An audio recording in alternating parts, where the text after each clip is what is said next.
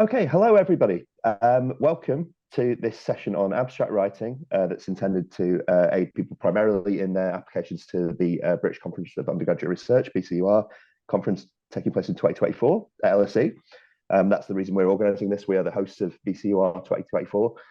This is we'll talk more about what BCUR 2024 is, or what the BCUR is more generally, but LSE are very proud and pleased to be the host of it this year. It's the first time it will be taking place in London at all, which is fantastic. And we're really looking forward to hosting it and making it a resounding success, we hope. And to that end, we really want to encourage as many people from around the UK and even beyond the UK to apply for it. We love undergraduate research. We love encouraging undergraduate research. We love meeting researchers who are just getting started in their career. And we think some of the most interesting material we see in our work every year comes from people just getting started and working out what they want to do, what they want to be interested in, and how they want to do it. And we thought that this abstract writing module would be very helpful for that, just to encourage everyone to make sure that you know what a good abstract looks like, and how to present your work to give it its greatest appeal and impact, I suppose. And to that end, my colleague Gio Graglia from our LSE Life division will be talking to you in a little bit about how that works, and he'll be imparting some tips on that. But I'll let Gio talk a bit more about his area of work and indeed about abstract writing. Firstly, I just wanted to introduce my colleague Hongli Liu, who is joining me also from the LSE Eden Centre. Hongli is, you'll be receiving, if you engage further with this process, a lot of emails from Hongli throughout the process, because she is the primary graduate intern administrator of the BCUR process, and she is absolutely integral to the work we do. So I'd just like to thank Hongli already for all her hard work in getting the conference together, and indeed in beginning the collection of abstracts, which is the part of the process that we're engaged in at the moment. It's going really well so far, but as I say, the broader we can make it, the more people we can appeal to, and the more people we can attract to join us in April, the better the overall event will be. To that end, I just want to turn over to Hongli at this stage, and Hongli's going to make sure that you have a bit of a grounding in what the BCUR is, if you've maybe not read too much about it already, but you were attracted by the abstract writing workshop. If you've only just seen the title, got a few basic details, Hongli will fill in a bit more of the process for you. I'll then be able to show you a bit of the website, which hopefully will answer a few more questions about the basic process. And just after that, we'll turn over to our colleague Gio for the abstract writing portion of the website of the session.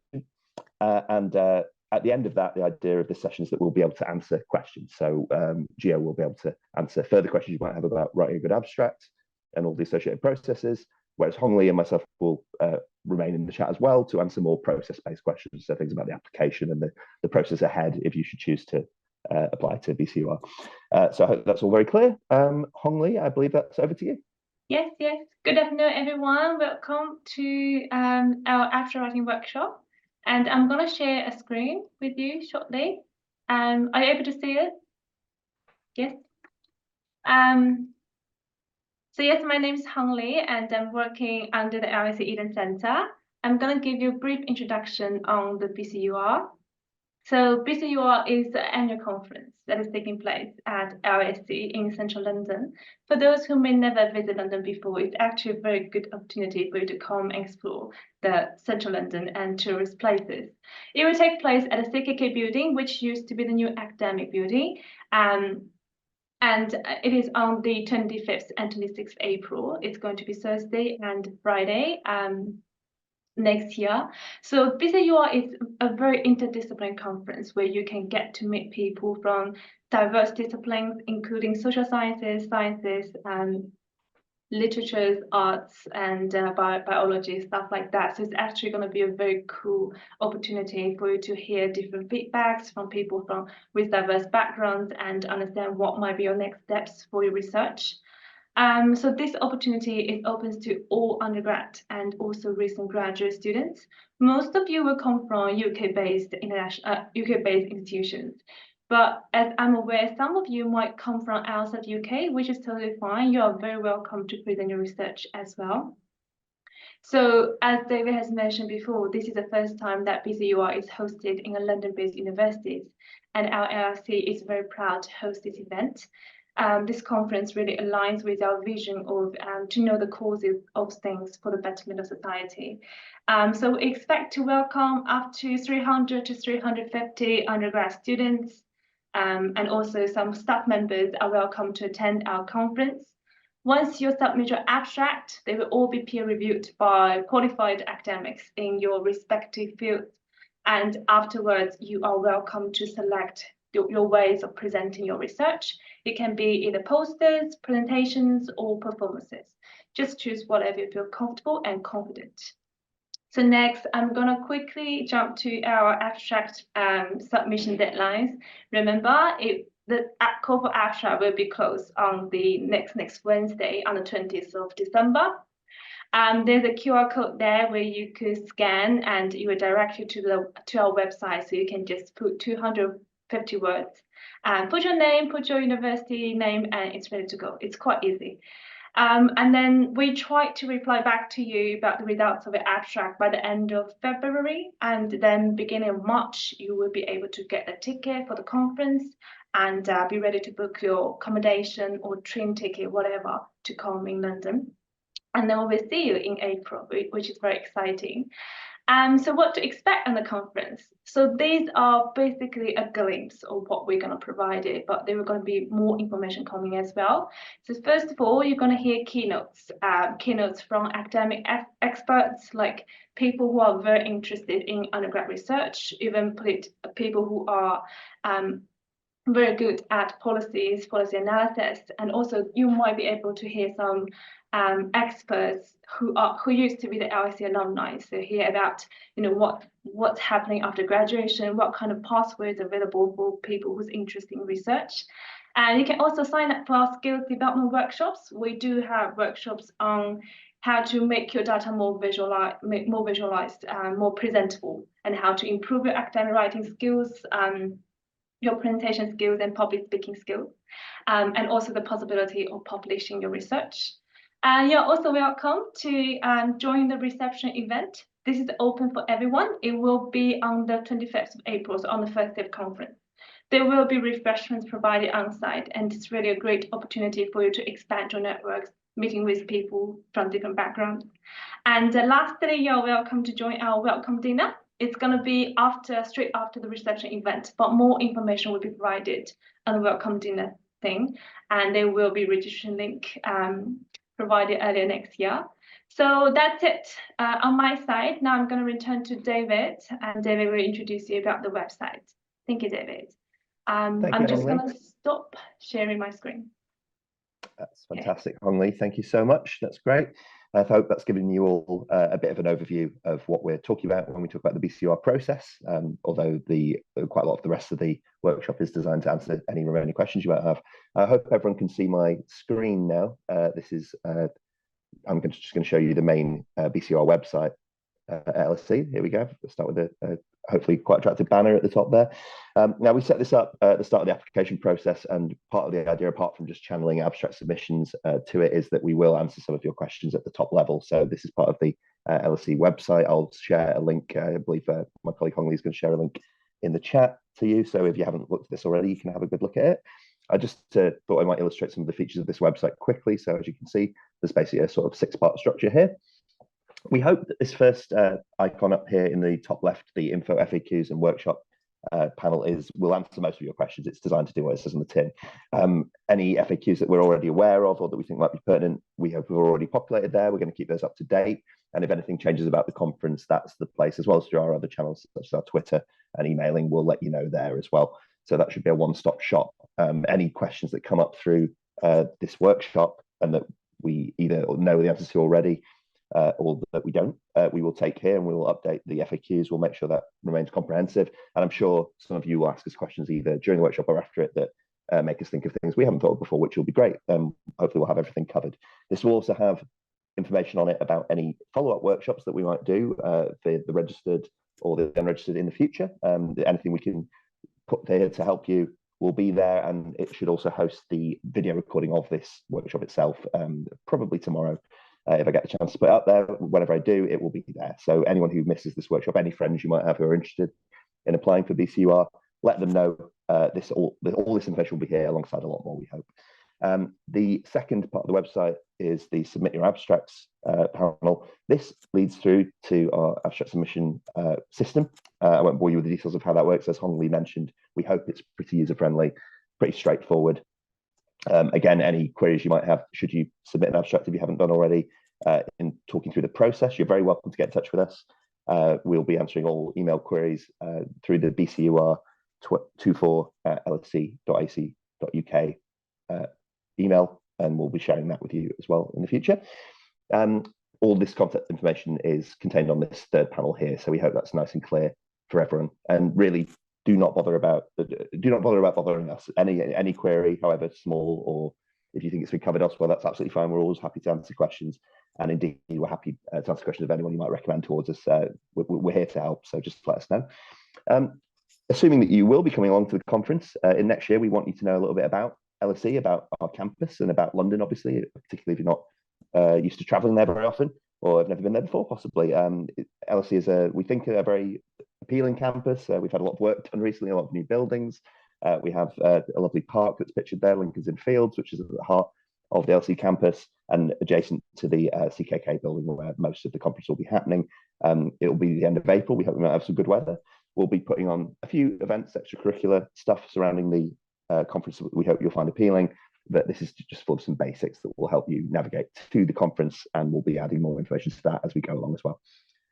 The fifth tab here, research rich events for students. We really just want to get for you to get a bit of a taste of what we do at LSE, particularly in our education sort of enhancement units, of which the Eden Centre and LSE Life are both part of our efforts. We like to get students involved. As I say, we like student researchers. We like to encourage student research. It's one of the things we think makes LSE a good place to study and a good place to work and a good place to meet people with like-minded interests. And if you look in this tab here, you'll see some of the stuff we do already, of which BCUR is a big part, but just part. And we hope you enjoy learning about what we've been up to there. Now, lastly, you might just want to know a bit about the history of the BCUR. It's been going for several years now. The nature of it is it's hosted at a different university every year. So obviously there's been many different events. They're all been a little bit different. They've all featured different keynote speakers.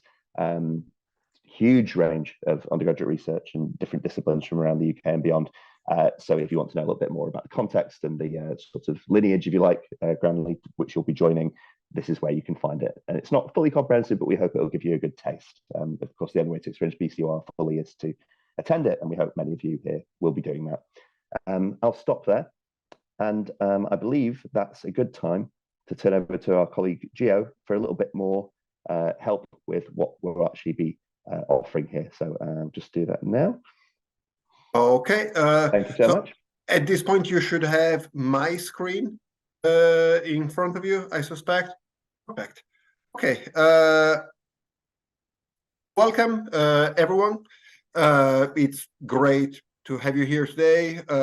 As David was saying, my name is Gio Graglia. Well, Dr. Giovanni Graglia, just my students call me that in the first week of term before they realize I'm not excessively formal. I'm one of the advisors at LSE Life. LSE Life is the school's center where students come and develop the skills they need in order to do well at LSE and after graduation. If you happen to be an LSE student already, please come and talk to us about your ideas for the BCUR. We can brainstorm together. We can sort of like get our hands dirty with your abstracts and further along with your research as well. If you're not an LSE student yet, LSE Life might be one of the great reasons to consider doing a master's with us if you're thinking about postgrad studies further down the line. Today, we're talking about writing a draft abstract. I do realize that some of you have probably already started working on one, some of you not so much. So I'm gonna try and pitch the session in a way that is accessible to everyone. Today, we'll begin with a few words in terms of what is the purpose of an abstract in the first place, because it's the sort of thing that you have most likely seen at the start of academic articles, but you might not have ever written one. We'll then have an activity which I will lead, in which you're going to get a chance to draft or to redraft your abstract. That will then be followed by some breakout rooms. We're going to have a chance to run through what you have produced with a peer before we come back like in a plenary session and have a few concluding remarks before we open it to Q&As. So the first question is, what the hell is an abstract in the first place? And I think whenever we think about an abstract, generally do think about the use of the abstract for the audience, and that's obviously crucial. For the reader, an abstract ultimately presents a piece of research very concisely. The idea is that you hook the reader and you do give them a good enough understanding of the high level picture of your research. Speaking of hook, ultimately, the idea is that the abstract informs ultimately the decision of the reader to read further. And dreadful as it may sound, because it's at times a little bit intimidating, it does set expectations for the work. So obviously, one of the things that you need to be super careful with when writing an abstract is to make sure that it aligns perfectly well with what you have actually written in the main body of your research. Very often, we do see students drafting abstracts at a different stage in the research, and this can lead to some problems with the sync in a way of the abstract with the research. So be mindful of that. Last but not least, whether we like it or not, the abstract generally does give away the ending. In essence, it does tell the reader what the researcher wanted to understand and what the researcher ultimately found, which is something that a lot of you might not be used to and might not be completely comfortable with yet. But right now, the most important thing is the role that the abstract plays for you rather than for the audience. Right now, we're in the context of the BCUR, we're still a couple of weeks away. You most likely at this point have ideas. At this point, these ideas are most likely not yet set in stone, and that's fine. It is part of the research process. Research is an iterative process where one part inspires you and gives you ideas for another. In the case of an abstract, ultimately, right now, an abstract can help you prioritize your ideas, really think about like what are the main selling points of your research where you can really bring something new to the table. It can sort of like help you put your mind in gear a little bit. It can help you clarify what you're going to be doing and how you're going to be doing it. It also, because it's in general, it's a pretty short piece, it will help you focus on your findings, your most important findings, and why they ultimately matter, what kind of purpose they serve. It's also a good way for you to sort of like keep track of how much you have progressed and how much you still need to do.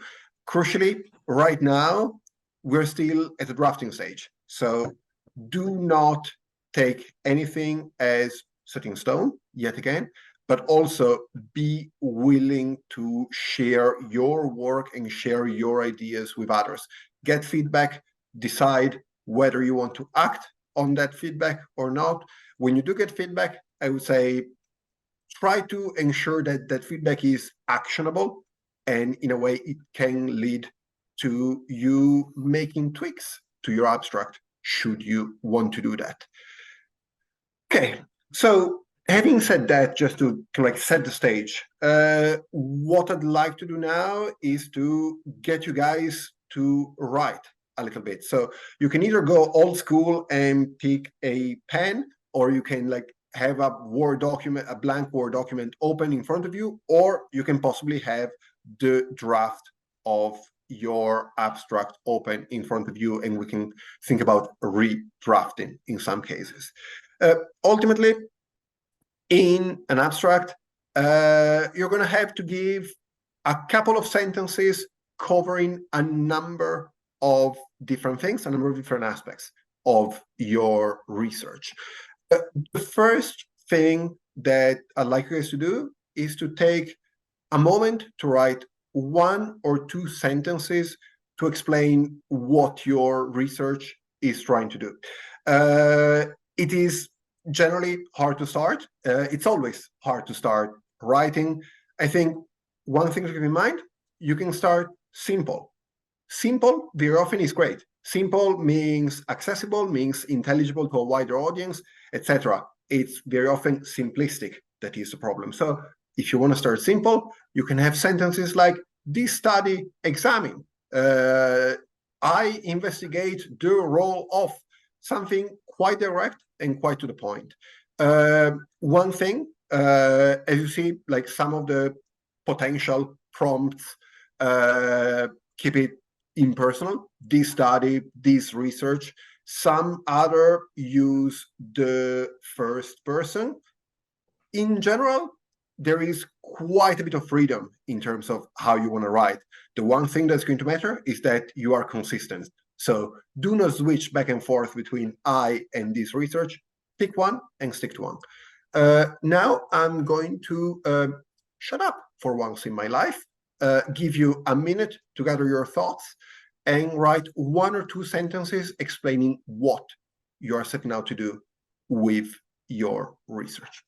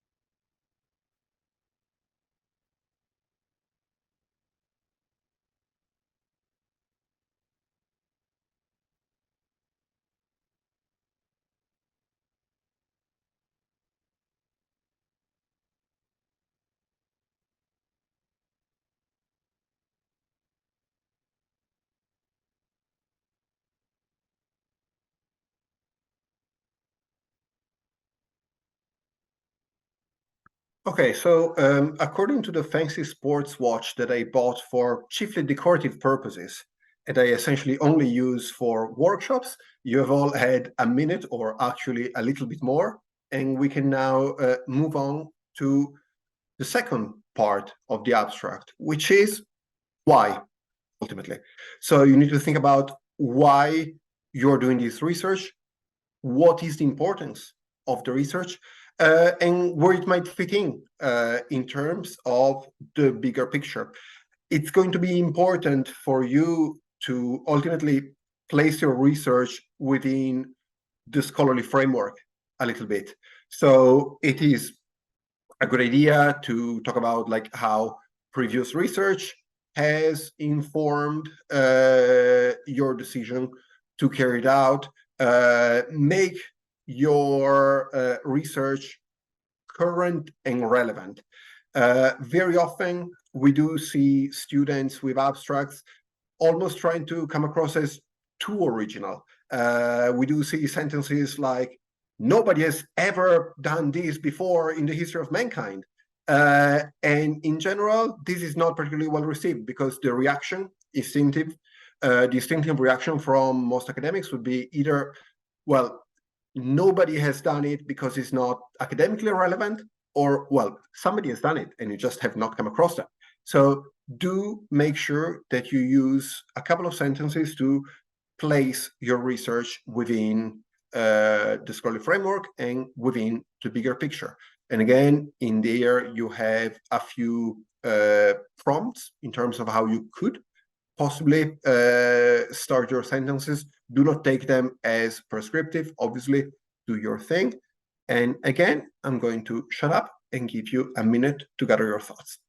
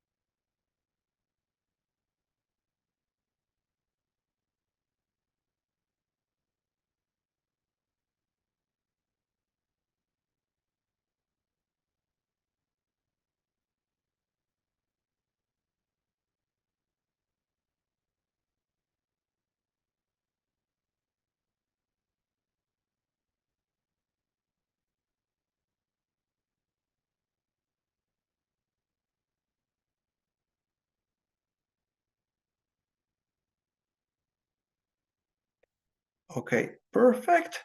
And now another thing that you need to think about, obviously, with research is the how you're conducting your research.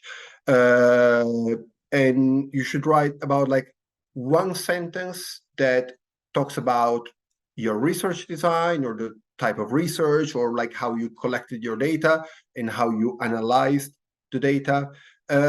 Ultimately, it's going to be important that you explain what kind of like decisions you took in terms of research design, and crucially as well, why. It might be that there is a topic that has generally been approached from a very quantitative angle, you're approaching it from a qualitative one, or it might be that in general, scholars have thought about a topic and carried out research on the topic with thematic analysis, and you might want to carry out discourse analysis or whatever other kind of direction you want to give to your research.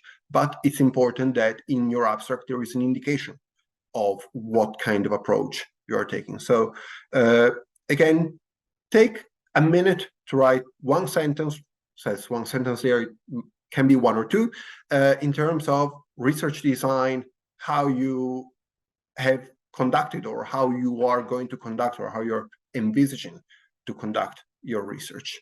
And again, I'm going to give you a minute.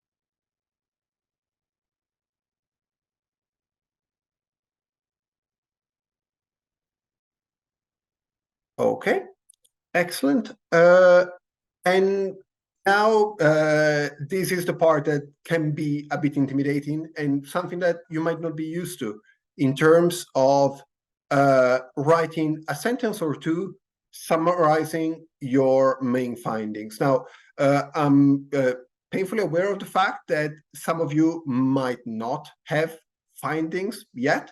That's fine. In that case, write about what you expect to find. You can even play around with the idea of writing a couple of potential sentences, and then further down the line, you will decide what to go with. But in general, do not be afraid. So take a moment, write a sentence summarizing the main findings that you have or that you expect to have by the time your research is carried out. And again, 1 minute.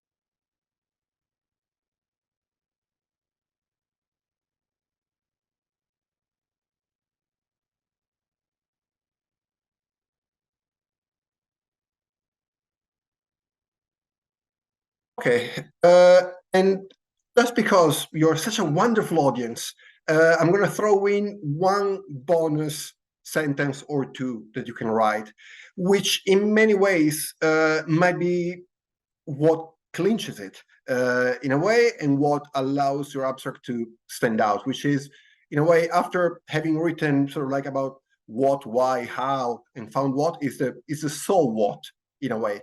You can think about your findings and write a couple of sentences that talk about the applications or the implications of your research. I think that can be an excellent opportunity for you to highlight how your research is part of something broader and it's not just an end in itself. It's going to have implications for the real world. It might have applications for the real world. It might have an impact on further research as well. It might be that with your research, you have answered one big thorny research question, and in that process, you have highlighted a number of further even avenues for research. So right now, take a moment, write one or two sentences to talk about the potential applications or implications of your research. And again, I'm going to give you a minute.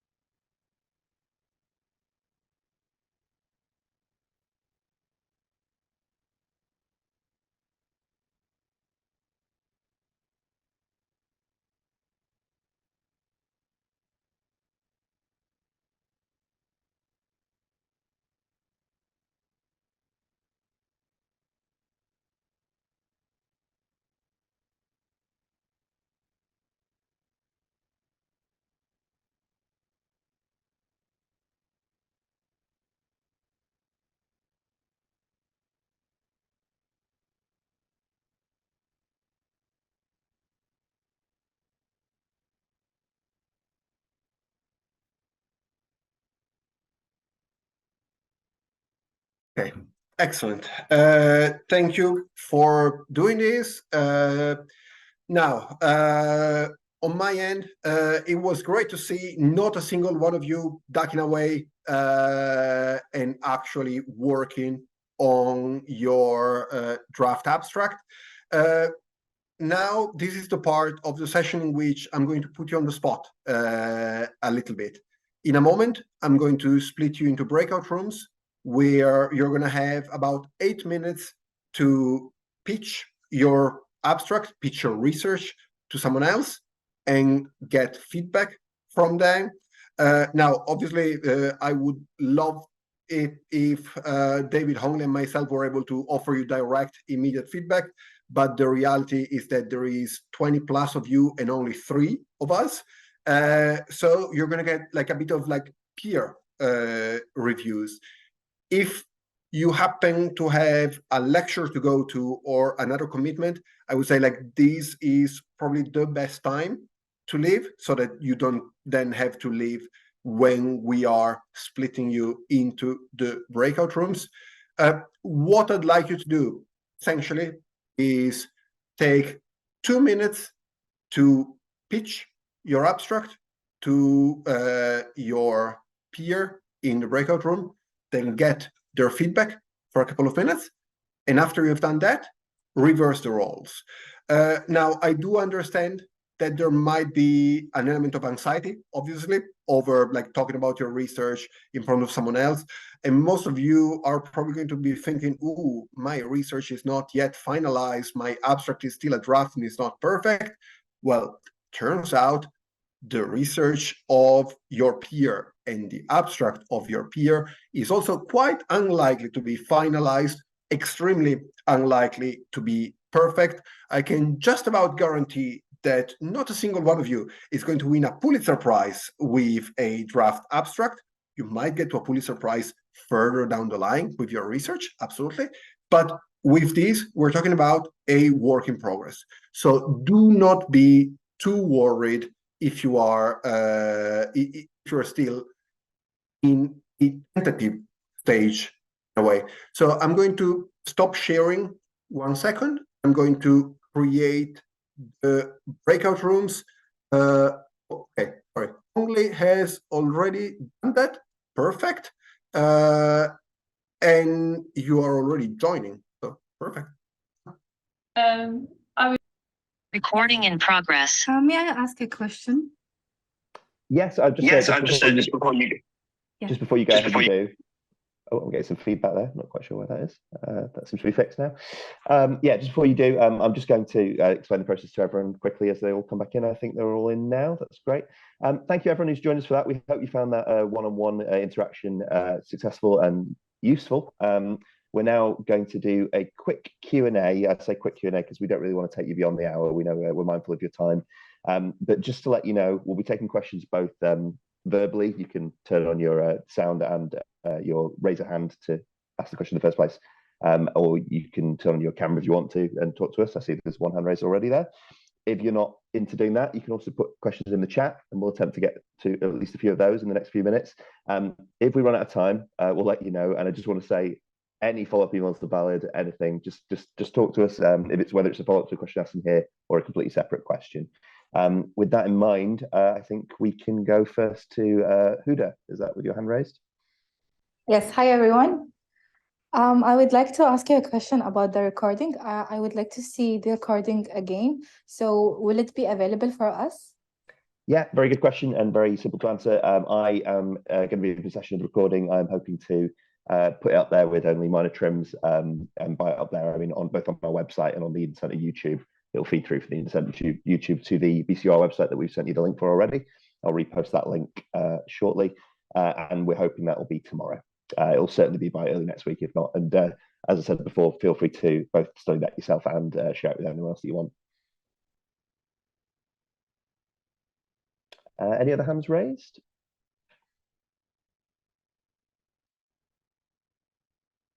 Hi.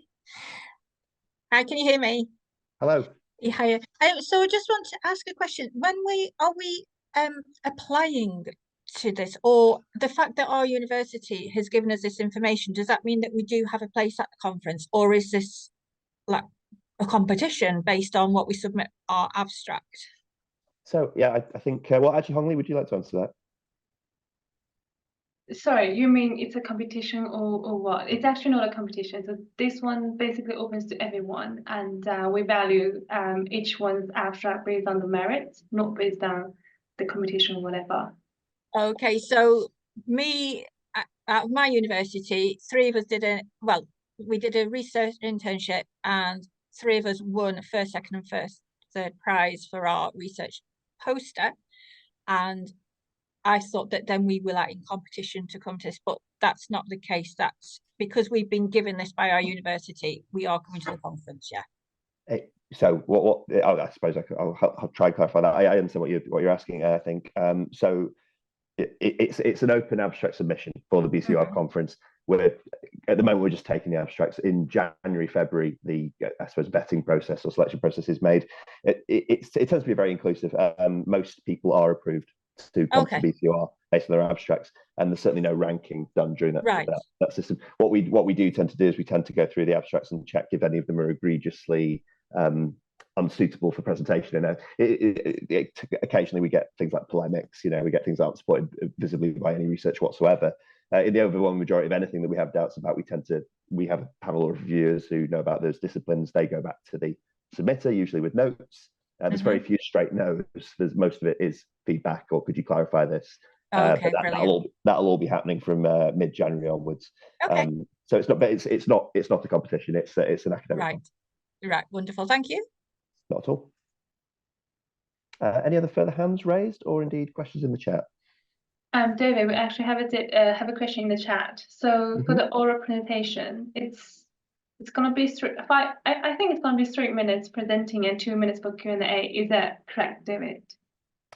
You mean on the? I'm not sure. For the oral presentation at the conference. Referring to the days themselves.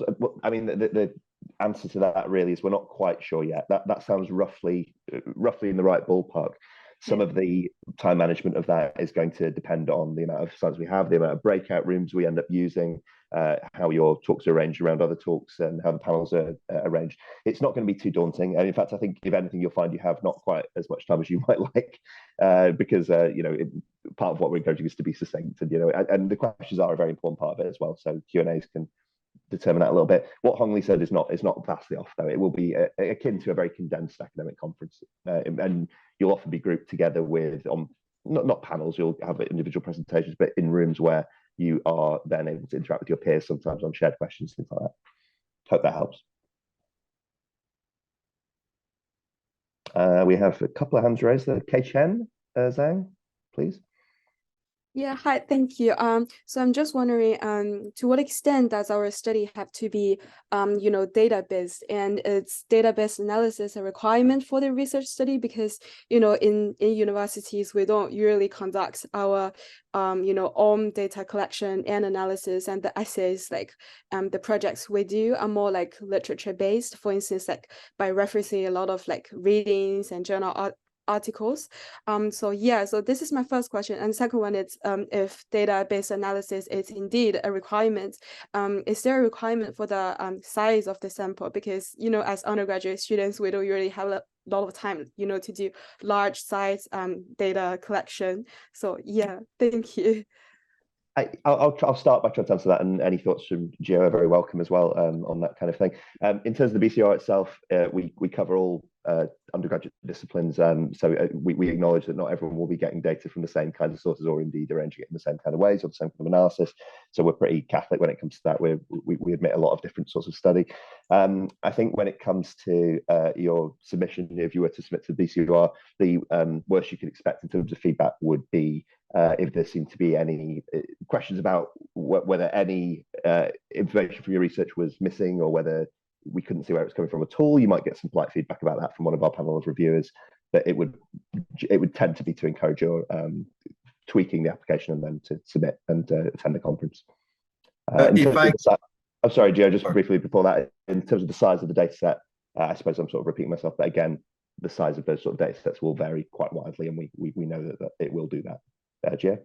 I was about to say, if I can just add a sentence, I would say, sell yourself in your research. You have thought about this carefully. You have designed it in the way in which you have for a particular reason.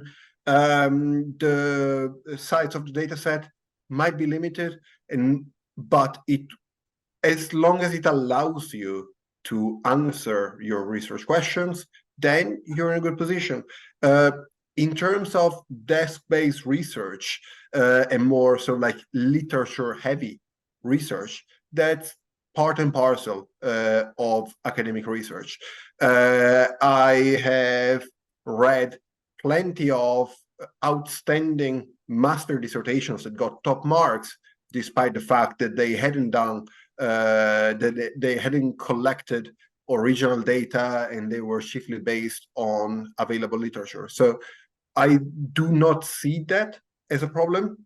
Do highlight the reasons why you picked your particular approach and why your approach was solid given the parameters of what you were trying to do.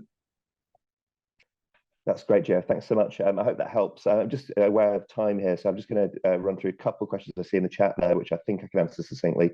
Ali Hassan asks, will there be a possibility to publish our research? I mean, all the research and your intellectual material remains your property. Of course, we're not taking any ownership of that. However, we are going to have discussions with our partners at LSE, the Houghton Street Press. It's called. It's one of our sort of local publication journals. We've already made contact with them, and they're quite keen to make some sort of publication alongside the conference to showcase some of this research. So there may be mentions of your work in that, but we'll arrange all that with you in advance to make sure you're all comfortable with the level of exposure there. Should that come about, and then further publications obviously is up to you. In word count for the abstracts, I see Hong Lee's answered that. Someone, Temi Alajo, has asked, would talks be across the 2 days or just on one if people cannot attend both days? I suppose in case of the individual, obviously the 1 day you attend will be the talks you see. Talks by the various student researchers will be spread across both days. I hope that answers your question. If it doesn't, then please feel free to follow up with further questions. I see Huda has the hand raised. Is that an additional question from Huda there? Or is that just a hand remaining up?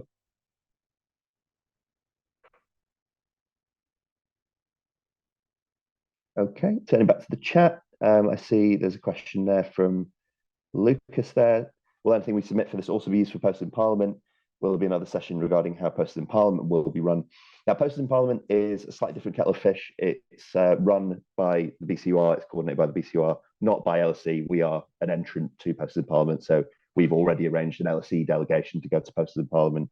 We've picked our finalists already. That was a limited to LSE process where we're reflecting the wider submission policy. I think Hong Lee will be able to get contact details of the posted in Parliament main organising committee, which is not this LSE, to you. So we'll add that to the website. So if you have a look at the info and FAQs later today, we'll have added that contact route there. Then they're not directly linked. So nothing will end up at posted in Parliament automatically by dint of being submitted to BCUR or vice versa. And we don't have any current plans to run a session on posted in Parliament because, as I say, LSE has already picked its entrance. Individual universities may vary. You may want to get in touch with the local authorities at your university. Any further questions? Can take one more, I'd say.